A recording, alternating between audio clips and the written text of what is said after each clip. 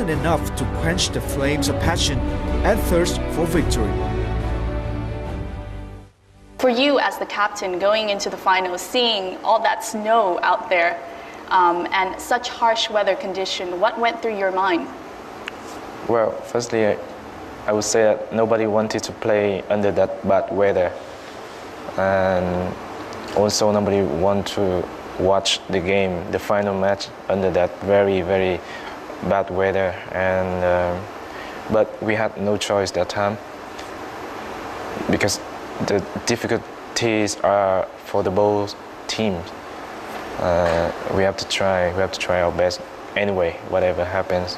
Yes. We have to fight. Yeah. For the team yourself, did you have to prepare in any way for that special match? I mean, not only was it the finals, but it also kind of the circumstances were very different from any match that you've been in. Yeah, that's right. As you say, we never play under that weather. Yes. I think for many of the Snowy. teammates, Yes, you've yes, never yes. seen snow. Yeah, for some player, that was the first time they saw snow. But before that game, I told my teammates, I told every player that we reached this far today because we spent a lot of effort and we made everything. We try to show everything to get the success like today.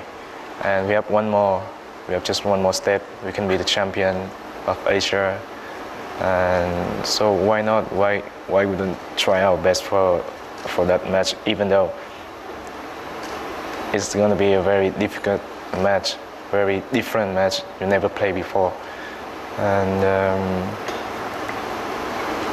whatever happens, the difficulties are for the both teams. So we never blame we lose because the weather or anything else. And let's think about Vietnamese supporters. Yes. They are waiting for the biggest celebration in the Vietnamese football history. So why would we stop here? We have to try. We have to fight for them. Yes. And everybody agree with that. When you're out there in the field, there are moments like this. The moment at the end where everyone was coming together. I mean, that has become the iconic kind of image these past few days. For the team, how meaningful is such moment?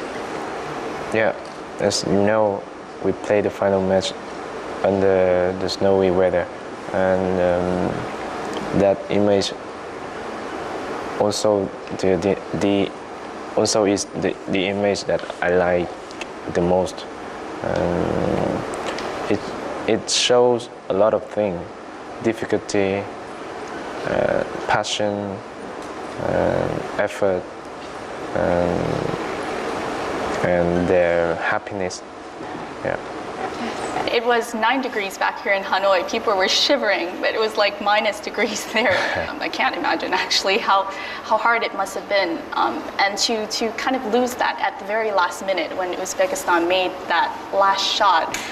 For you, what was going on through your mind at that moment?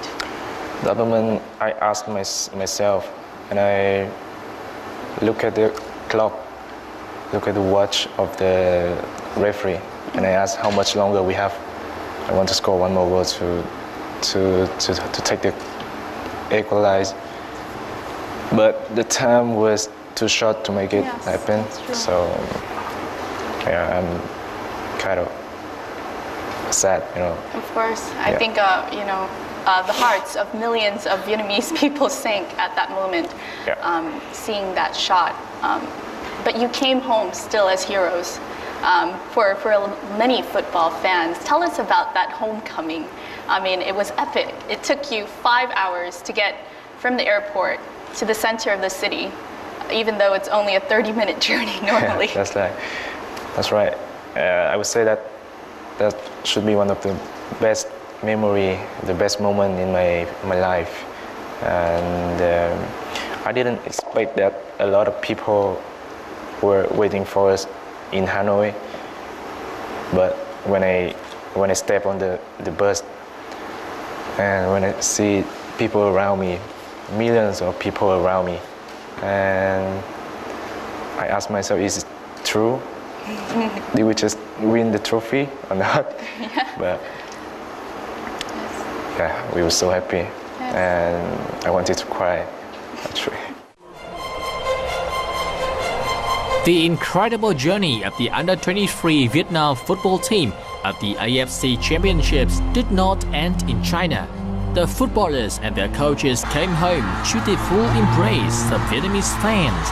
The team's solidarity and fair play spirit inspired a sense of national pride and unity among Vietnamese people who flooded the streets to welcome the return of their football heroes.